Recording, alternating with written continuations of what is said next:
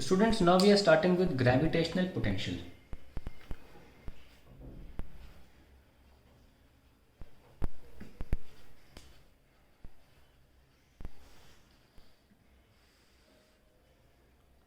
सबसे पहले हम स्टार्ट करेंगे दोबारा। हमने आपको वर्क एनर्जी पावर भी बताया था, उसको दोबारा लेकर आते हैं। That is conservative forces.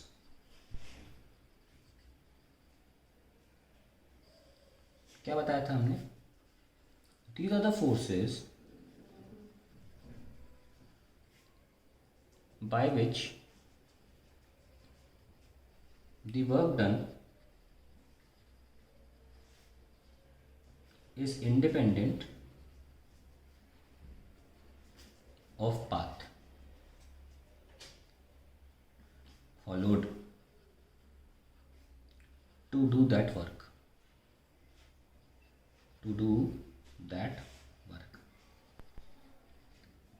और भी बोल सकते हैं these are the forces by which the work done is independent, sorry वो तो लिख चुके हैं, is zero in a closed path.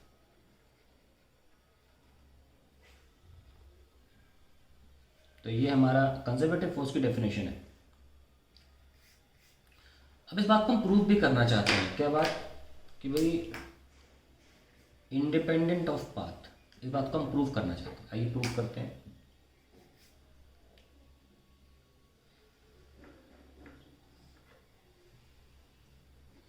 मान लीजिए हमारे पास एक ये हमारा एक्चुअल मास है, सोर्स मास। ठीक है, ये मास है जो अपने चारों तरफ एक अट्रैक्टिव फील्ड पैदा करता है कि दो बाकी मासेस जो हैं वो अट्रैक्टिव फोर्स महसूस करेंगे इस मास की वजह से। और मान लीजिए यहाँ से यहाँ एक मास मूव कर रहा है। कौन सा मास? टेस्ट मास, जिसकी सहारे हम सारी चीज़ें करते हैं इस चैप्टर में। टेस्ट मास की मदद से वो मूव कर रहा है। वो कैसे भी मूव कर सकता है, पर उसके मूवमेंट के दौरान इस मास के द्वारा कितना फोर्स लग रहा है वो हम देखेंगे। मान लीजिए इस पोजीशन को हम आर ए वेक्टर से दिखा सकते हैं, पोजीशन आर ए, और इसको आर बी, ये लीजिए। हम देख सकते हैं कि ये जो डिस्टेंस है आर ए और आर बी, बीच में सारे डिस्टेंस अलग अलग हैं। तो हम directly F N to S से वर्क डन नहीं निकाल सकते। हमें एक डिफरेंशियल पाथ लेके इंटीग्रेट करना पड़ेगा, क्योंकि फोर्स वेरिएबल है। हमने सीखा है वर्क एनर्जी पावर में, जब भी फोर्स वेरिएबल होता है हमें इंटीग्रेशन करना पड़ता है। हम छोटे छोटे डिफरेंशियल वर्क निकाल के उसे इंटीग्रेट करते हैं। तो हम छोटा सा वर्क निकाल एक लगा लेते हैं। मान लीजिए यहाँ से यहाँ एक छोटा सा पाथ हमने मूव किया, उसको बोला डी एल। ठीक है, और ये जो एम नॉट था यहाँ पे, इसको यहाँ पे फोर्स लग रहा है फील्ड का। ओके, और ये जो डिस्टेंस है बाहर की तरफ, क्योंकि ये हमने आर लिया है, इसी दिशा में बाहर जा रहे हैं, उसमें हम एंगल थीटा ले रहे हैं, एक्यूट एंगल थीटा ले रहे हैं। ऑब्ट्यूज एंगल थीटा न लेकर एक्यूट एंगल थीटा ले रहे हैं। ठीक है ना। अब हम वर्क डन निकालना चाहते हैं। ये कौन सा फोर्स है? ग्रेविटेशनल फोर्स, एम एस का एम नॉट के ऊपर। Let D W be the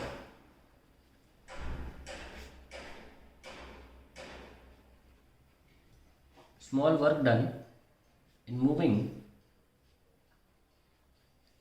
M naught by D L. तो डी डब्ल्यू क्या हो जाएगा? F gravitational dot D L, ये हो जाएगा। और we can also write F D L cos 180 minus theta, because I have taken the acute angle theta. Remember, always take acute angle theta. हालांकि आप वो भी ले को रख नहीं पड़ता, लेकिन बेटर ये रहेगा कि आप हमेशा acute angle ही थीटा लिया करें। कहीं पर भी आप थीटा अज्यूम करते हैं, acute angle थीटा अज्यूम करें। खैर, ये डब्ल्यू हो जाएगा माइनस का F D L cos theta, because we all know that cos 180 minus theta is minus cos theta. Now ये वर्क डन कौन किसका निकाल रहा है? ग्रेविटी का। ओके, माइनस का G M S M naught upon R square. ये तो होता है फोर्स का formula, M S M naught D. अभी उनके बीच में दूरी कितनी? R square. और यहाँ पे क्या रहा है? D L cos theta. अब मैं क्या करने वाला हूँ, मैं एक परपेंडिकुलर गिरा रहा हूँ यहाँ पे, ठीक है। मैंने एक परपेंडिकुलर गिराया, आप ये ट्राइंगल देख सकते हैं, इसको बाहर निकाल सकते हैं। ये देखो, ये डी एल ऐसे और ऐसे है, ठीक है। इसमें ये एंगल थीटा है, ये डी एल है। अब ये तो आर था, तो आर की दिशा में छोटा डिफरेंशियल क्वांटिटी क्या होगी? डी आर होगी, ठीक है। तो हम अगर इसको थीटा मान रहे हैं तो अगर कॉस थीटा लगाओ, क्या होगा? Base is D R upon hypotenuse is D L. So D R क्या हो गया? D L cos theta. So we can replace this D L cos theta by D R minus का G M S M naught upon R square. अब अगले page पे हम इसे integrate करेंगे।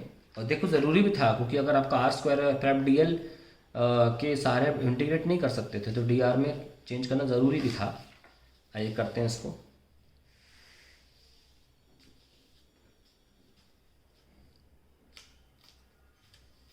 सो we have D W is equals to minus का G M S M naught upon R square D R. Suppose आप work done कर रहे हो, कहाँ से कहाँ, ये देख सकते हो आप। ये पॉइंट मैंने ए माना है, ये पॉइंट बी माना है, ए से बी, ठीक है। तो हम ए से बी काम कर रहे हैं।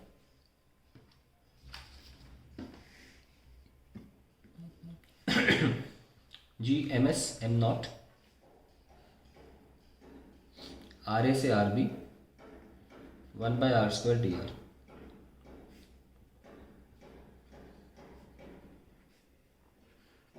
माइनस का 1/r है, 1/r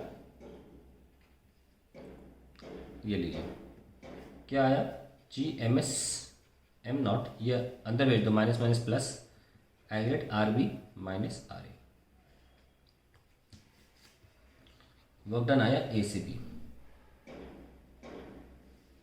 तो आप देख सकते हैं जो वर्क डन था वो आया G M S M naught R B minus G M S M naught R A. अब नोटिस करिए, जी कांस्टेंट है, एम एस कांस्टेंट है, एम नॉट कांस्टेंट है, और आर बी फिक्स डिस्टेंस थी। देख लो, आर बी भी कैसी डिस्टेंस थी? फिक्स डिस्टेंस थी ना, तो आर बी भी कांस्टेंट है।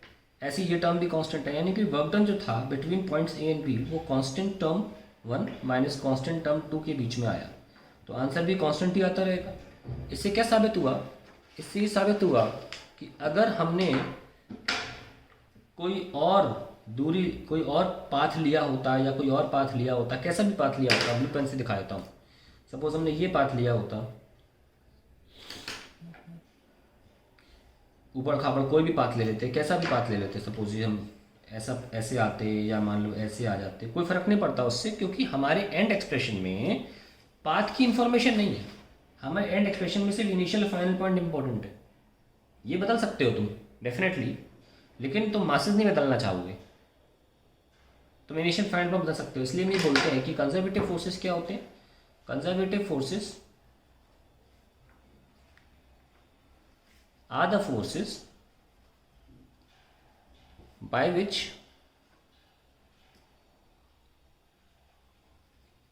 the work done is independent of path and depend on, very important point, initial and final points. अब जो हमने किया है इसको तो ध्यान से देखते हैं, पलट लेते हैं इसको पेज को, और दोबारा हम डेरिवेशन करने जा रहे हैं। लेकिन अब हम एक काम करेंगे ना, हम करेंगे work done by external force किया जाएगा। अब ग्रेविटी द्वारा काम नहीं किया जाएगा, work done by external force. Let us start again, पर कुछ कंडीशन के तहत लिखेंगे, under certain conditions. Under certain conditions, उनके तहत किया जाएगा काम।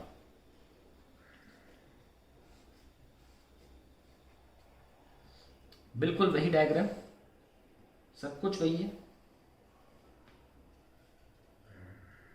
आर ए से आर बी,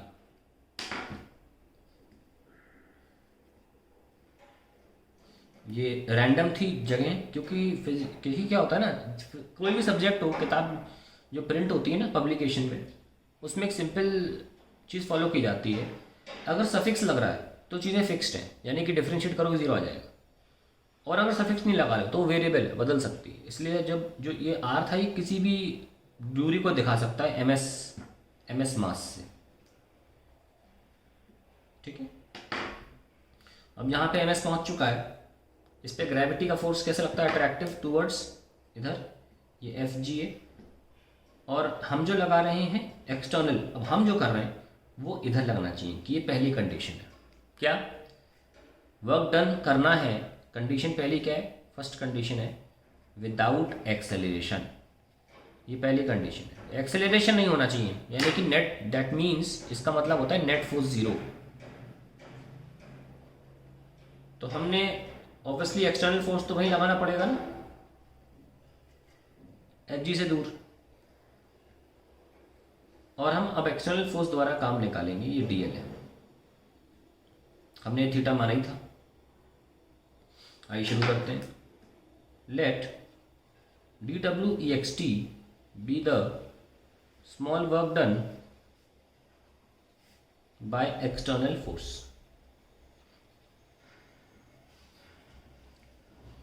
कैसे लिखेंगे, डी डब्ल्यू और बराबर है दोनों, ध्यान रखना मैग्नीट्यूड में, F external dot D L. D W is equals to, बराबर तो है, आप खोल के लिख सकते हो, M S M naught divide by R square, और डॉट था तो डी एल कॉस थीटा। पहले भी हमें परपेंडिकुलर गिरा चुके हैं, समझा चुके हैं कि यहाँ पे ये जो चीज़ है वो डी आर होगी, और डी आर को हम लिख सकते हैं डी एल कॉस थीटा। वो ट्राइंगल यहाँ भी यूज़ होगा, यहाँ आप उसको रख सकते हैं, G M S M naught upon R square into D R. Work done कहाँ से कहाँ हो रहा है, ए से B, D W is equals to G M S M naught by R square D R, R A से R B. Work done A से B by external force, external agency बोल सकते हैं, G M S M naught constant है, 1/r square D R, R A से are. No ये 1 - 1/r होता है, 1/r स्क्वायर का इंटीग्रेशन, और यहाँ पे आपका आर ए आ गया और यहाँ पे आपका आर बी, ठीक है। फर्दर क्या रिलेशन निकल के आया, G M S M naught, जब भी माइनस साइन हो ना, lower limit minus upper limit करें, ठीक है। तो ये वर्क डन किसका आया, आपने काम किया एक्सटर्नल एजेंसी द्वारा। अगर आप इसे भी नोटिस करें तो निष्कर्ष ये निकलता है कि हमारा जो वर्क डन एक्सटर्नल द्वारा आया था, G M S M naught 1/r A minus 1/r B, और इसे खोल के देखें, M S M naught by R A G M S M naught by R B, ये भी टोटली कांस्टेंट आया, यानी कि work done by gravitational field, पहले ग्रेविटेशनल फील्ड काम कर रही थी ना, देख लो, ये फोर्स था, ग्रेविटेशनल फोर्स था ना, हम फील्ड भी कह सकते हैं, ग्रेविटेशनल फोर्स और work done in gravitational field, एक ही बात है, चाहे ग्रेविटेशनल फील्ड द्वारा काम करा लो, यानी कि ग्रेविटी के अंतर्गत काम कर लो, जैसे कि मैं ये काम कर रहा हूँ, देखो पेन है ना मेरा, ये पेन ग्रेविटी में तो है, मैं भी ग्रेविटी में हूँ, पूरी ब्रह्मांड ग्रेविटी में, इसमें अगर काम होगा तो, या ग्रेविटी खुद काम करे तो, दोनों बातों में, और work done in gravitational field, in both case work done is independent of path। देखिए बहुत गुस्सा आता है जब बच्चों को कितनी बार पढ़ा लो, ये किसी बच्चे से पूछो व्हाट इज कंजर्वेटिव फोर्स, वो बोलते हैं force which are not dependent या फोर्स विच रिमेन कंजर्व्ड। घिन आती है ऐसे आंसर से। प्लीज भूले नहीं, जब कंजर्वेटिव फोर्स बोले तो फोर्स की बात नहीं हो रही है, वर्क की बात हो रही है जो इंडिपेंडेंट है, ऐसे फोर्सेस के द्वारा किया हुआ है। प्लीज बेइज्जती ना कराना ऐसे बात करके कि फोर्स जो कंजर्व्ड रहते फोर्स कहाँ से कंजर्व्ड हो जाएगा। ठीक है, तो work done by gravitational field और work done in gravitation both cases work is independent of the path and depends only on path initial and final point. आपको मैं बेसिक तरीके से बताता हूँ, मतलब इसी चीज़ को आपको बहुत सिंपल एक्सप्लेन करता हूँ। सपोज आप जीना है कोई, और जीने से आप यहाँ पर एक ऑब्जेक्ट लेकर जा रहे हो, तो वर्क डन क्या होगा। मान लीजिए आपके हाथ में कोई ऑब्जेक्ट है, तो आप फोर्स ऊपर लगा रहे हो ना। आप अगर अपने हाथों पे हथेली पे कोई ऑब्जेक्ट रखे हो तो आप ऊपर ले जा रहे हो, तो आपका फोर्स तो ऊपर लग रहा है, ये सर नो। तो आप एच ऊपर गए और आपने फोर्स भी ऑब्जेक्ट हाथ में रखा था तो उस ऊपर फोर्स लगा रहा था, तो डिस्प्लेसमेंट आपका अपसाइड हुआ और फोर्स भी अप लग रहा है। पर यहाँ पे फोर्स ऐसे लग रहा है, डिस्प्लेसमेंट इधर हो रहा है, यहाँ 90 डिग्री एंगल हो गया। हमको पता है वर्क डन क्या होता है, एफ एस कॉस थीटा। तो इन जगहों पर वर्क डन काउंट नहीं होगा, वो जीरो हो जाएगा। ओके, क्योंकि वर्क डन क्या होता है, always force into displacement in the direction of force.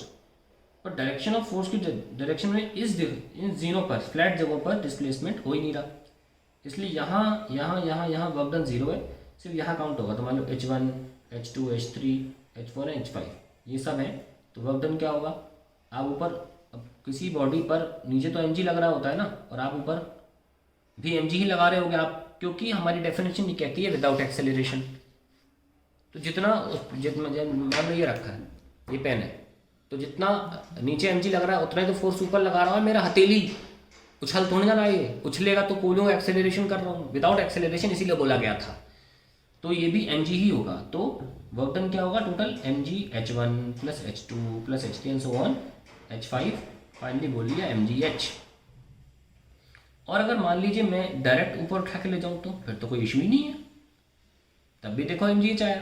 देखो दोनों केसेस में क्या आ रहा है, वर्क डन सेम आ रहा है, पाथ इंडिपेंडेंट हो गया ना। चाहे जीने से लेकर जाओ, चाहे लिफ्ट से लेकर जाओ, चाहे उड़ के लेके जाओ, हाइट अगर सेम है, वहीं ये डिस्टेंस अगर ये इनिशियल फाइनल पॉइंट के बीच की दूरी सेम है, तो फिर आपका वर्क डन सेम आता रहेगा। इसीलिए बताया भी क्या था।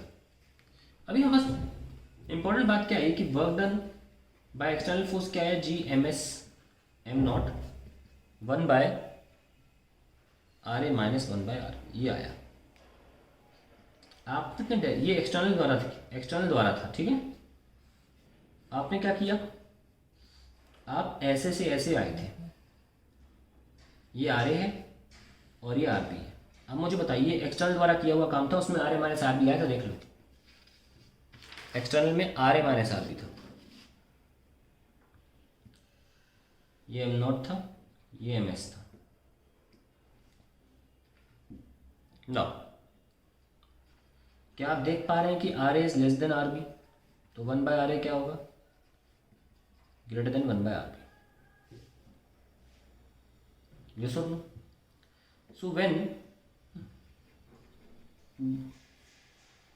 यानी कि ये भी कह सकते हैं कि G M S M naught, ये तो पॉजिटिव ही रहेगा, G M S M naught positive terms है, मास नेगेटिव तो होता नहीं है। और ये जो क्वांटिटी आई है एक पॉजिटिव क्वांटिटी है, डेल्टा जो भी है ये पॉजिटिव क्वांटिटी आई है, यानी कि work done by external force positive होगा, ही लिख रहा हूँ। So when a body is taken away from source body away from source body in its gravitational field, यानी कि इसी ग्रेविटेशनल फील्ड में रहकर आप इससे दूर रह जाओगे, in its gravitational field, then work done is positive.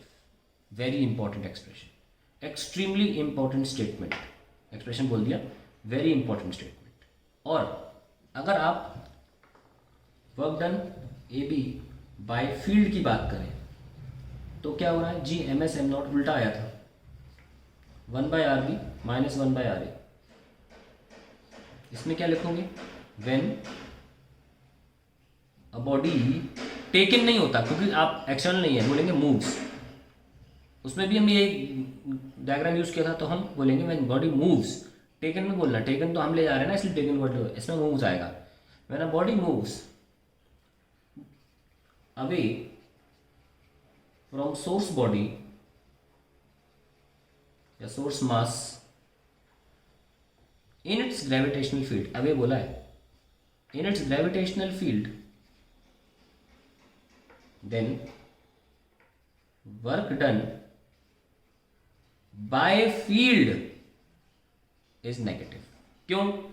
जब 1/r माइनस 1/r पॉजिटिव आएगा तो ऑब्वियसली उल्टा नेगेटिव ही होगा ना। तो फील्ड द्वारा काम जब नेगेटिव होता है, उसी टाइम पर एक्सटर्नल फोर्स द्वारा किया हुआ काम पॉजिटिव होता है। बहुत इंपॉर्टेंट पॉइंट है, ठीक है। सो लिख लेते हैं इसे, when work done by gravitational field is positive, उल्टा लिख सकते हैं, कोई बात नहीं, positive, then work done by external agency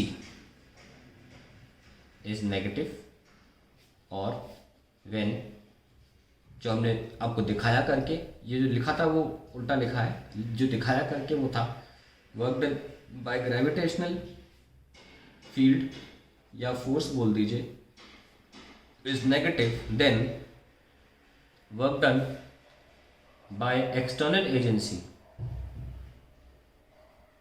is positive. ये बहुत इंपॉर्टेंट लाइन है।